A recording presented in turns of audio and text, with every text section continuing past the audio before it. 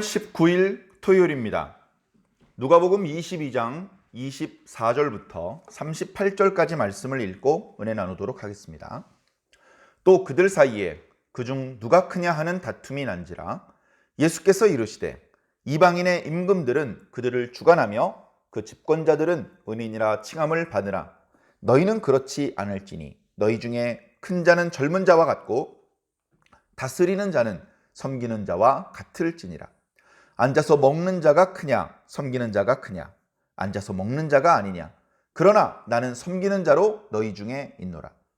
너희는 나와 모든 시험 중에 항상 나와 함께한 자들인즉 내 아버지께서 나라를 내게 맡기신 것 같이 나도 너희에게 맡겨 너희로 내 나라에 있어 내 상에서 먹고 마시며 또는 보좌에 앉아 이스라엘 12지파를 다스리게 하려 하노라.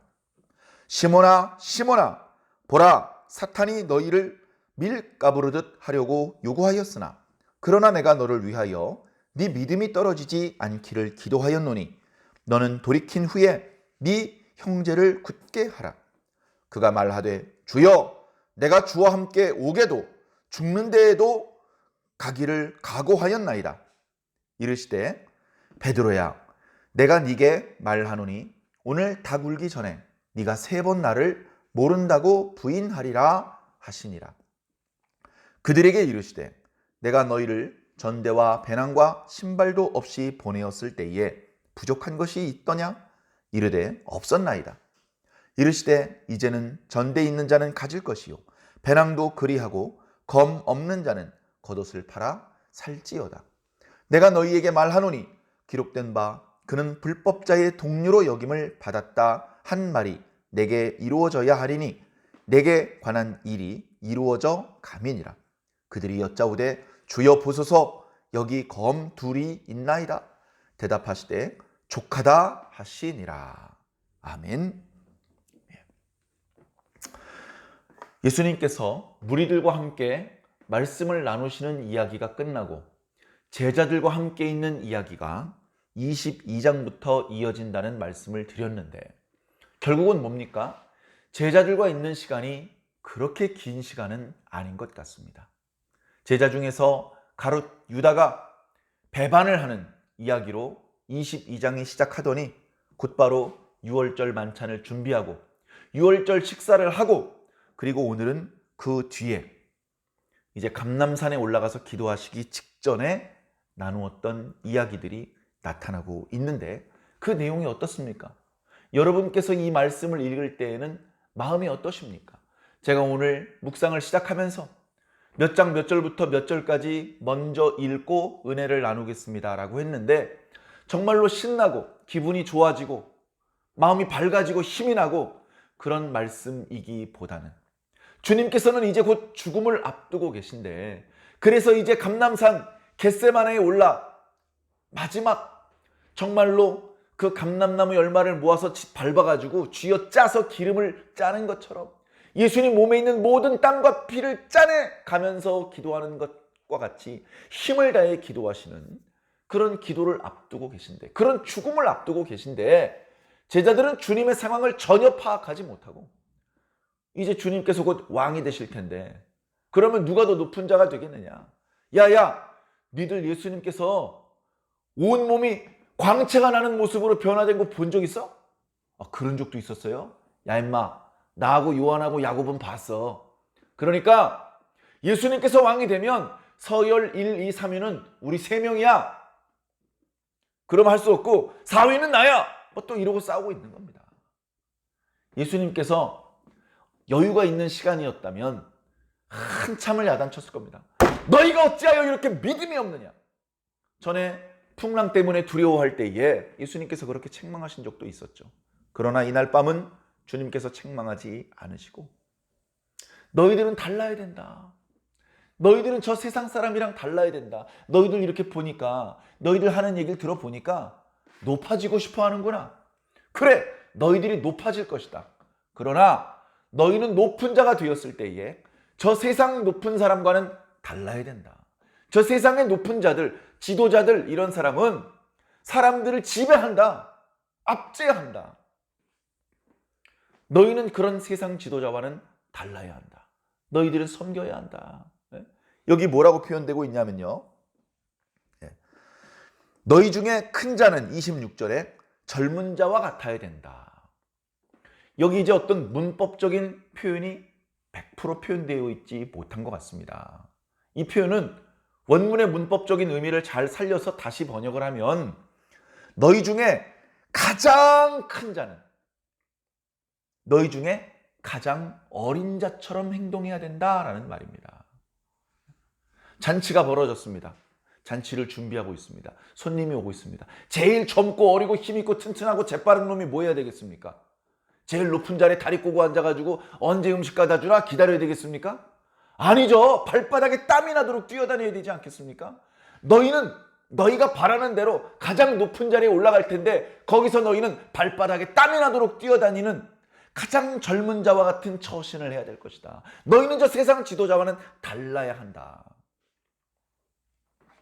자, 그러면서 27절에 앉아서 먹는 자가 크냐? 아니면 그 앉아있는 사람에게 음식을 갖다 주는 섬기는 자가 크냐? 당연히 앉아서 갖다 주는 음식을 받아 먹는 사람이 큰 자가 아니냐. 그러나 봐라. 지금 이 최후의 만찬의 자리에서 내가 지금 음식 나눠주고 있다. 내가. 너희 12명과 나까지 지금 13명인데 13명 중에서 음식을 서빙하는 게 나다. 내가 너희 중에 가장 낮은 자냐?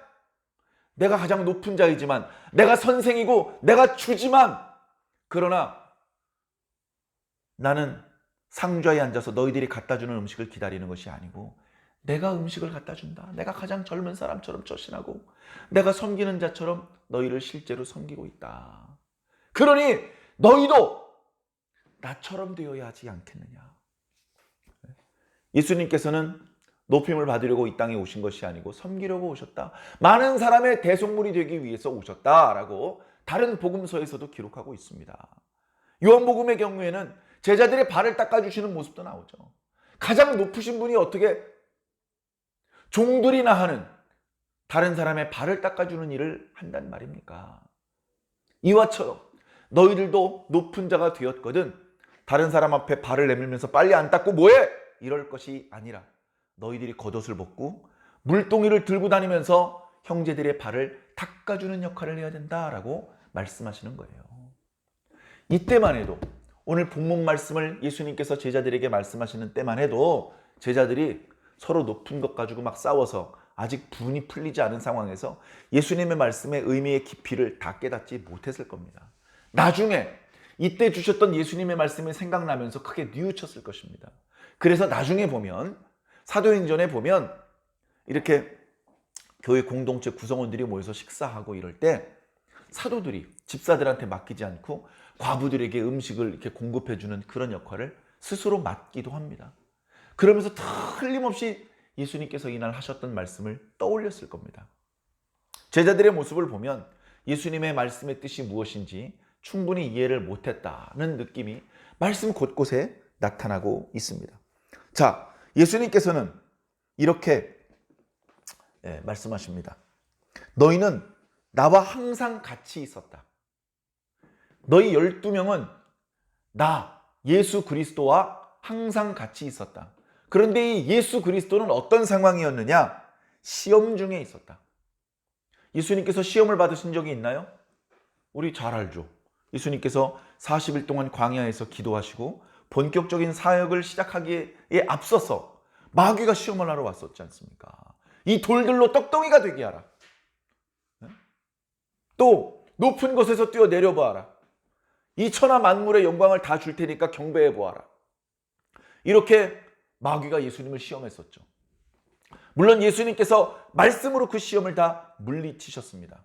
그런데 마귀는 잠깐 예수님 앞을 떠났지만 예수님께서 사역을 하시는 그 기간 내내, 그 기간을 어떤 학자는 2년 반이라고 말하고 어떤 학자는 3년 반이라고 말하는데 그 기간 내내 예수님께는 시험이 있었습니다. 시험. 이 시험은요, 여러 가지 의미가 있죠. 시험은요, 고난의 의미도 있습니다. 유혹의 의미도 있습니다. 테스트의 의미도 있습니다. 그런 여러 가지 의미가 사실은 다 있는 거예요. 예. 여기서 뭐 테스트나 트라이얼 이런 말이 들어있으면 이렇게 뭔가 시험해 보는 거고, 템프테이션이라는 번역, 영어로 성경에 번역이 되면 그건 유혹이라는 뜻이고, 그렇게 구분되어 있는 것이 아니고, 예. 유혹하면 그걸로 테스트하고, 그걸 견디려면 고통을 견디는 그런 과정인 것입니다. 예수님께는 어떤 고통이 있었느냐? 어떤 시험이 있었느냐? 예수님께서 넘어가면 안 되는 선은 무엇이었느냐? 그것은 하나님의 아들만 가지고 있는 능력을 행사하는 겁니다. 예수님의 능력은요, 그 크기가 정해져 있지 않아요. 무한대입니다. 그 무한대의 능력을 사용하시면 이렇게 3년씩 돌아다니면서 병자 치료하시고 사람들한테 목이 쉬어가면서 말씀을 전한 이럴 필요가 없어요. 예수님이 누구신지 한 번 딱 보여주시면 예외 없이 다 무릎 꿇게 만들 수 있고요. 예수님께서 손가락 한 번 튕기시면 세상의 모든 병자들이 다 고침받게 하실 수도 있습니다. 예수님의 능력이라면 충분히 그렇게 하실 수 있습니다. 그러나 그 하나님의 아들로서의 능력을 사용하고 싶은 유혹, 그것을 뿌리치시면서 끝끝내 예수님께서는 아무 능력이 없는 인간이 성령 받아서 기도하면서 할 수 있는 범위 내에서만 일을 하셨습니다. 그렇게 하셨는데도 무리를 걸어 다니셨고요. 죽은 자를 살리셨다고요. 이건 하나님의 아들이니까, 예수님이니까 오직 예수님만 할 수 있는 일이 아니고, 아무 특별한 능력이 없는 보통 사람도 기도하고 성령 받으면 누구나 할 수 있는 일이라는 뜻입니다. 참 놀랍죠? 우리의 믿음이 겨자씨보다 너무나 형편없이 작다는 것이 너무나 이렇게 절실하게 느껴집니다. 자, 어쨌든 예수님께서는 그 긴 공생의 기간, 다시 말해 그 긴 시험의 기간 동안에 한 번도 선을 넘지 않으셨습니다. 끝까지 그 모든 시험을 이기시고 하나님의 아들로서, 이 세상의 대속물로서 많은 사람들의 죄를 씻어주기 위한 무흠한 완벽한 제물로서 그렇게 당신을 준비해 오셨던 것이죠. 그 예수님께서 지금 상황 파악을 알지 못하고 서로 높은 것을 가지고 싸우고 있는 제자들을 책망하지 않으시고, 너희들이 이람에 높은 사람이 될 텐데 그때에는 낮은 자처럼 섬기는 자가 되어야 된다고 말씀을 하십니다. 그러면서 너희에게 나라를 맡길 것이다. 아버지께서 나에게 나라를 맡기신 것처럼 나도 너희에게 나라를 맡길 것이다. 너희들이 다스릴 대상은 이스라엘 12지파다. 너희 12제자니까 한 지파씩 다스리도록 해라. 요걸요, 또 이단이 흉내를 냅니다. 이단이. 우리가 잘 아는 신천지 이단이요, 우리나라를 12지역으로 나눴어요. 그래가지고 그 지역에 지파 이름을 붙입니다. 지파인데 이스라엘 구약의 12지파 이름이 아니고요, 예수님의 12제자 이름을 갖다 붙여요. 우리 전라북도 도마지파입니다. 전라남도 베드로 지파입니다. 전국에서 베드로 지파가 제일 인원이 많고요, 힘이 셉니다. 우리 지역의 도마 지파도요, 그이 뒤지지 않으려고 정말 열심히 일합니다. 그놈들이 열심히 일할수록 하나님의 백성은 어이없게 지옥 백성으로 떨어져야 됩니다. 이 영적 전쟁을 위해서 기도해 주시기를 부탁을 드립니다. 자, 어찌되었건 이 예수님의 말씀을 흉내내는 그 이단들은 나중에 큰 책망과 형벌을 받게 되겠지만, 그러나 예수님께서 지금 제자들에게 주시는 말씀은 빈말이 아니죠. 예수님께서 최종적으로 다시 오신 이후에 이 모든 세상 나라를 하나님과 어린 양의 나라가 되게 하신 이후에 12제자들에게 그 하나님 나라를 다스리게 한다. 그런 의미라기보다는 예수님께서 부활 승천하신 이후에 남아있는 성도들을 돌보는 역할, 남아있는 성도들을 돌보는 역할을 해야 되지 않겠습니까? 그래서 그런지 오늘 말씀에 보면 그냥 제자라고 하지 않으시고 사도라고 말씀하셔요. 그 12를 가리켜서 사도라고 말씀하십니다. 이 사도들에게 교회의 어떤 지도자의 사명을 맡겨주시는 거예요. 교회 지도자이기 때문에 교회 성도들을 위해서 기도해 줘야 됩니다. 그 성도들에게 말씀을 가르쳐 주어야 됩니다. 성도들의 고민을 붙잡고 기도해 주고 그들을 보살펴 주어야 됩니다. 아직 성도가 되지 못한 저 불신자들을 전도해야 됩니다. 백성들이 핍박당하면 그 제일 전방에 서서 백성들을 감싸 주어야 됩니다. 누군가 순교를 당해야 된다면 사도들이 앞장서 순교를 당해야 됩니다. 순교당하기에 앞서 사도들은 자신의 제자들 또 성도들 중에서 신실한 자들에게 자신에게 주님께서 부탁하셨던 그 사명을 또 부탁을 하는 것이죠. 베드로도 그렇게 부탁을 받았고 바울도 그렇게 부탁을 받았고 바울에게서 디모데가 그렇게 부탁을 받았던 것입니다. 그렇게 부탁을 하고 해서 오늘 저와 여러분에게까지 주님의 부탁이 이어지고 있는 것이죠. 이렇게 하나님께서는 당신의 성도들을 버리지 않습니다. 누군가 그 성도를 위해서 기도하게 하시고 누군가를 통해서 그 성도에게 하나님의 말씀이 선포되게 하십니다. 죽지 않게 말씀과 기도로 그 성도가 예수님께서 다시 오실 때까지 믿음을 보존할 수 있도록 도와주시는 일을 쉬지 않으신다는 것이죠. 얼마나 놀라우신 하나님의 사랑과 은혜입니까? 그렇게 사도들이 하나님의 백성들을 다스리고 치리하는 동안에 이제 주님의 때가 오면 주님께서 다시 오시는 것이죠. 그 날을 베드로가, 요한이, 야고보가 12 제자들이 기다렸던 것처럼 오늘 우리들도 간절히 기다려야 할 줄로 믿습니다. 자, 근데 문제는 뭡니까? 제자들이 이렇게 싸우지 말고 섬기는 모습을 보여주고 예수님이 떠나가 안 계시더라도 성도들을 위해서 기도해주고 말씀을 가르쳐주는 그런 교회의 지도자의 사명을 잘 감당해야 되는데 마귀가 성도들만 괴롭히고 사도들은 감히 못 괴롭히느냐? 아니요. 사도부터 괴롭힙니다. 성도들을 괴롭히는 양보다 사도들을 괴롭히는 것에 더 많은 힘을 씁니다. 그래서 교회의 지도자들은 일반 성도들보다 더 많은 유혹, 더 많은 고난과 고민 가운데 휩싸일 수가 있습니다. 그래서 그 지도자의 고민에 대해서는 지도자 혼자만 기도할 것이 아니고 교회 공동체에서 지도자를 위해 함께 기도해 주는 것이 필요합니다. 교회 공동체 성도들은 교회 목회자들을 위해서 기도해 주고 교회 목회자들은 성도들을 위해서 기도해 주고 그렇게 서로 잡아주고 끌어주면서 한 명도 넘어지지 않고 하나님 나라에까지 들어가야 됩니다.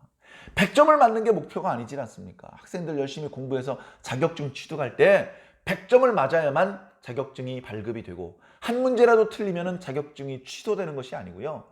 합격 점수가 있어요. 그 점수만 넘기면 자격증을 부여해 줍니다.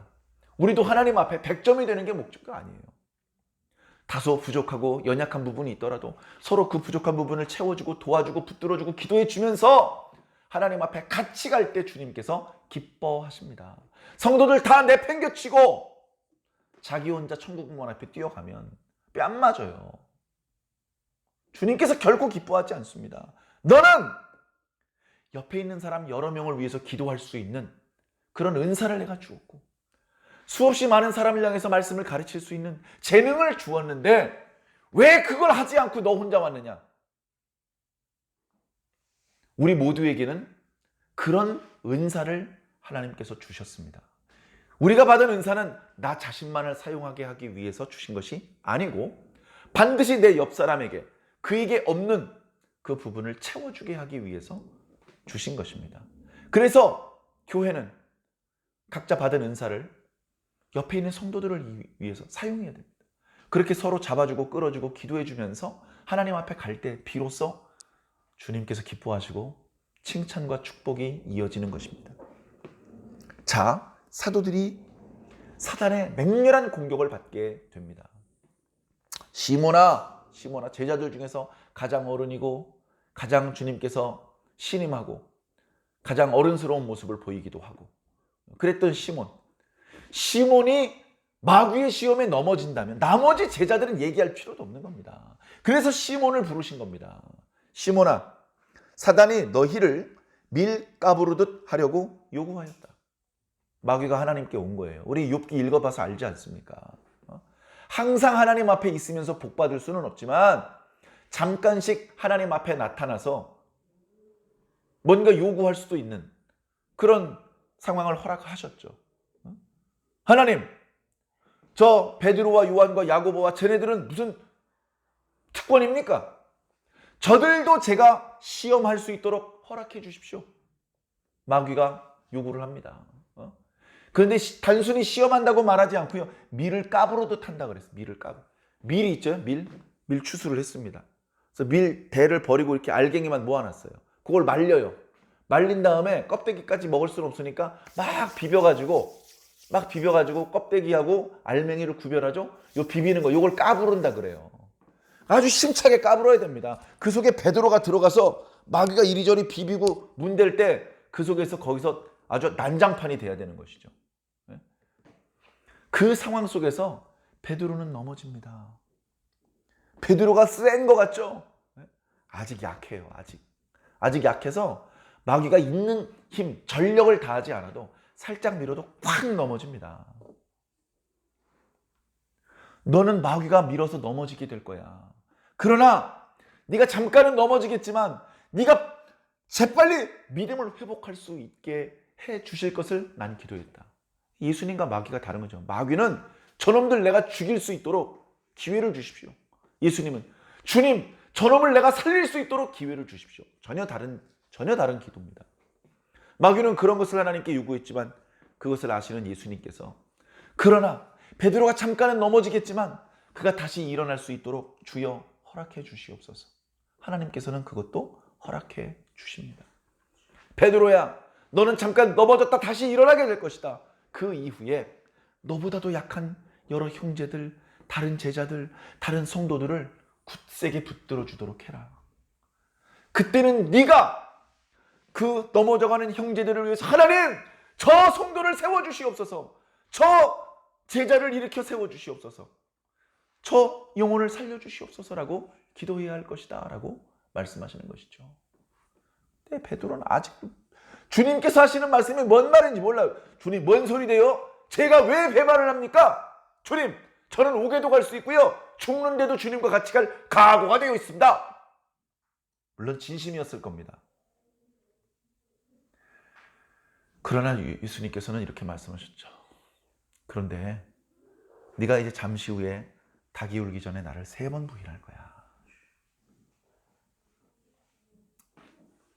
주님의 이 말이 처음에는 무척 섭섭하게 들렸을 것입니다. 주님께서 저 말씀을 보통 허투루 하시는 분이 아닌데 저는 불길한 말씀을 하시지. 저 말씀이 허튼 소리가 아닐 텐데 이게 무슨 뜻일까? 마음이 불편하죠.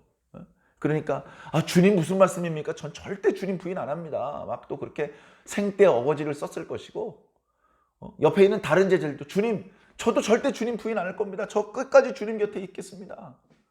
그렇게 주님 자기 혼자 다 사랑하는 것처럼 얘기했겠죠. 근데 믿음은요, 말에 있는 게 아니에요. 실제로 어떤 행동을, 어떤 모습을 보여주느냐. 그게 진짜 우리의 모습이라는 것을 생각해 주시기 바랍니다.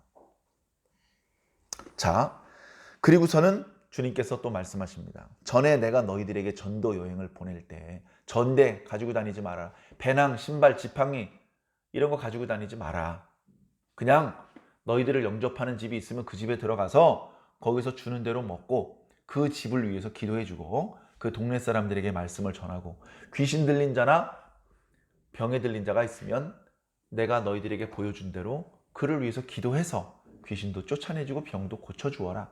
그렇게 말씀을 하셨습니다. 그래서 제자들이 예수님의 이름으로 갔어요. 예수님의 이름이 벌써 알려졌습니다. 저희는 예수님의 제자들입니다. 그래, 얼른 저희들이 들어오세요. 옆집으로 안 가고 우리 집을 찾아와 주셔서 고맙습니다. 저희 집으로 오십시오. 제일 넓은 방, 좋은 방에 안내를 해서 쉬십시오. 물 드릴까요? 마실 물 드릴까요? 발 씻을 물 드릴까요? 식사를 드릴까요?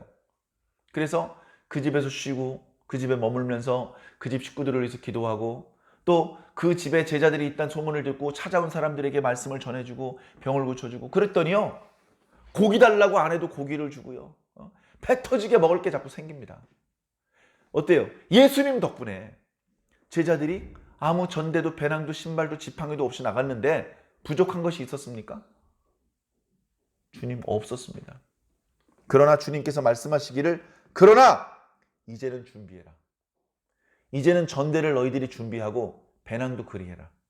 그리고 앞으로는 칼이 필요할 것이다. 필요하면 겉옷을 팔아서라도 칼을 준비하도록 해라. 상황이 아주 좋지 않은 상황이 될 거라는 것을 말씀하십니다. 지금은 예수님께서 유명한 사람입니다. 예수님의 제자라고만 말해도, 예수님의 이름을 팔기만 해도 먹고 사는데 큰 지장이 없습니다. 그러나 잠시 후에는 어떻게 됩니까? 예수님께서 십자가에 달려서 죽으십니다. 십자가에 누가 달려 죽습니까? 로마 시대에 사형에 해당되는 죄인을 죽이는 방법이 여러 가지가 있습니다. 그 중에 가장 고통스럽고 잔인한 사형 방법이 십자가형입니다. 그러면 사형수들 중에서도 어떤 사형수들이 그런 가장 잔인한 방법으로 죽임을 당할까요? 반역자들.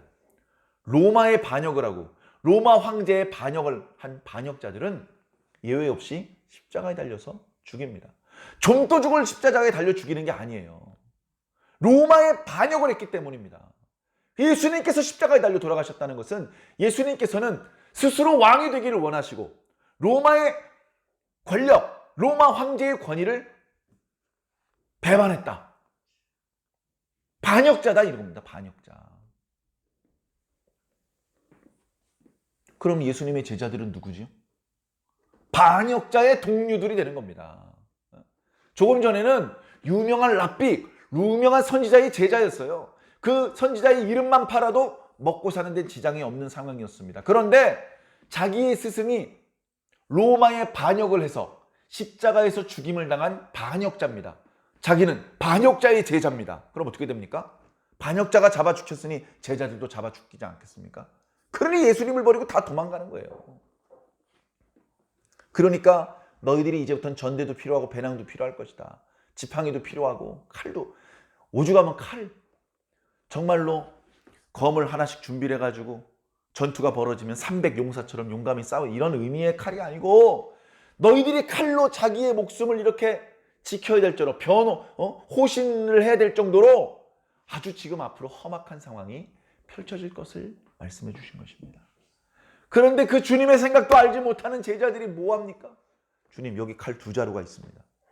이 칼 누구 칼이었을까요? 하나는 베드로의 칼. 예수님께서 잡혀가시는 순간에 예수님을 잡으러 왔던 사람 중에 한 사람 귀를 쳐서 귀가 뚝 잘려 떨어지게 만들었던 베드로. 또 하나는 틀림없이 가룟 유다의 칼입니다. 칼을 보여 이거면 되겠습니까? 예수님께서 족하다고 하셨죠. 족하다. 2자루면 충분해, 이런 뜻이 아닙니다. 원문의 어떤 의미를 잘 보면 이 얘기는 이제 그만하자.